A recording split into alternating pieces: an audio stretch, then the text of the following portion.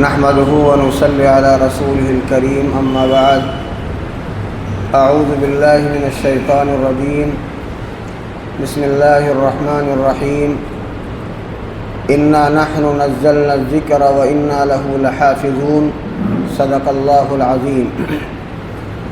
وعن عثمان رضي الله تعالى عنه قال قال رسول الله صلى الله عليه وسلم خيركم من تعلم القرآن وعلمه. معزز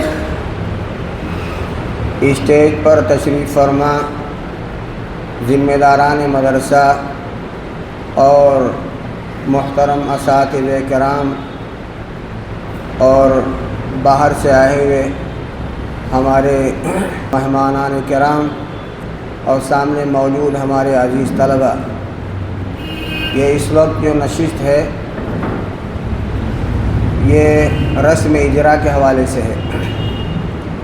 ہمیں 2 دن قبل مولانا قاضی و مفتی ابو سلمان انور ندوی ان سے ملاقات ہوئی تو انہوں نے اس سلسلے میں بتایا، تو ہم نے کہا کہ محترم صاحب سے ملاقات کر لیجئے.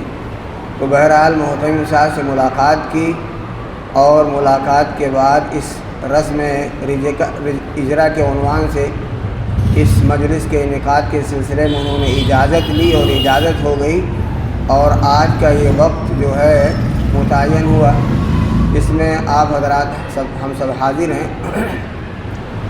عزیز طلبہ، ہم کو اور آپ کو پہلے اس بات کو سمجھنا ہے کہ بھائی ہم اور آپ اپنے گھروں سے اس ادارے میں آئے ہیں، اسی طرح اور طلبہ جو قرآن مقدس کی تعلیم اور حدیث کے لیے جاتے ہیں وہ دراصل علوم دین اور قرآن و حدیث کو سیکھنے کے لیے جاتے ہیں اور وہاں ان کو سکھایا جاتا ہے.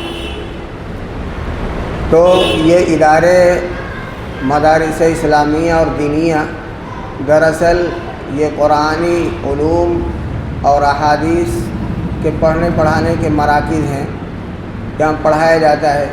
ابتدا سے انتہا تک تعلیم ہوتی ہے، اور جو چھوٹے چھوٹے بچوں کی تعلیم کی ابتدا جو کرائی جاتی ہے وہ باضابطہ نورانی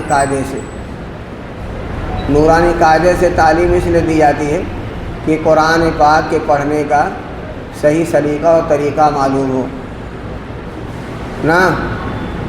تو اس لیے نورانی قاعدے سے اس کی ابتدا اور شروعات ہوتی ہے. پھر دھیرے دھیرے بچے پڑھتے ہیں اور جو پڑھتے رہتے ہیں ترقی ہوتی تو آگے اور پڑھتے چلے جاتے ہیں یہاں تک کہ قرآن مقدس کو صحیح پڑھنے کی لیاقت اور صلاحیت پیدا ہو جاتی ہے، اور اسی طریقے سے اس کے معنی اور مفہوم کا بھی علم حاصل ہو جاتا ہے. پھر احادیث شریفہ پر گہری نظر ہو جاتی ہے. تو خلاصہ یہ ہے کہ تعلیم دینے کے لیے اور اعلیٰ تعلیم تک پہنچانے کے لیے اس کے ہمارے اسلاف اور اکابرین نے باضابطہ اس کے لیے کتابیں درسن اور سبقن پڑھانے کے لیے ایک کورس اور ایک نظام مقرر کیا ہے. تو اس میں سے بنیادی پہلی کتاب جس سے شروعات ہوتی ہے قرآن مقدس کی تعلیم حاصل کرنے کے لیے وہ نورانی قاعدہ ہے، اور نورانی قاعدے ہی کا یہ رسم اجرا اس وقت ہونا ہے. تو ہم زیادہ کوئی لمبی باتیں نہیں کریں گے، مختصر باتیں عرض کرتے ہیں کہ نورانی قاعدہ علمی اور علماء اور مدارس کی دنیا میں اور اہل مدارس کے نزدیک یہ بہت ہی معتبر قاعدہ ہے. اور اس کو پہلے جنہوں نے لکھا تھا وہ حضرت مولانا نور محمد رحمۃ اللہ علیہ، انہوں نے اس کو لکھا تھا اور اس کو بڑی مقبولیت حاصل ہوئی. اور خاص طور سے ہمارے یہاں علاقے کے اطراف کے شہروں میں ہردوئی جو شہر ہے وہاں مدرسہ اشرف المدارس ہے، وہاں باضابطہ اس کی تعلیم اور نورانی قاعدہ کو نصاب میں رکھا گیا ہے اور اس کی تعلیم کے لیے باضابطہ ایک وقت مقرر کیا ہے. یہاں تک کہ چھوٹے بچوں کو باضابطہ پڑھایا ہی جاتا ہے، اور جو بڑے فارغین ہو جاتے ہیں جو تصحیح کرنا چاہتے ہیں قرآن پاک اچھی طرح پڑھنا چاہتے ہیں ان کے لیے بھی وہاں پر نظم ہے کہ درخواست دیں ایسے لوگ اور جواب کے منتظر رہیں. جواب آئے تو جا کر کے 2 مہینہ 1 مہینہ 6 مہینہ جو بھی ٹائم دیں وہاں پر باضابطہ نورانی قاعدہ سے تصحیح کراتے ہیں، کاہے کی؟ تاکہ قرآن مقدس صحیح پڑھنا آ جائے۔ ارے سمجھ رہے ہیں؟ تو نورانی قاعدہ کا پڑھ لینا قاعدے سے اسے قرآن مقدس صحیح پڑھنے کی سمجھ اور طریقہ آ جاتا ہے۔ تو آپ اس سے اندازہ لگا سکتے ہیں نورانی قاعدے کی افادیت اور اس کی اہمیت کا، ہے نا؟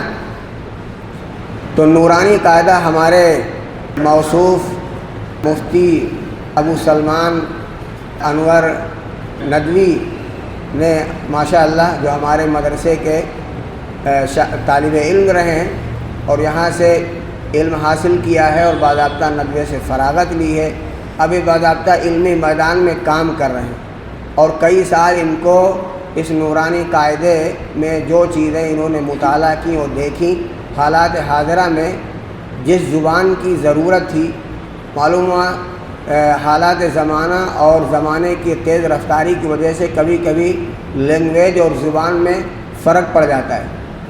معلوم ہوا اردو زبان کی جو پہلے سلاست تھی، جو بولی جاتی تھی، اس میں اب تھوڑا تغیر آ گیا۔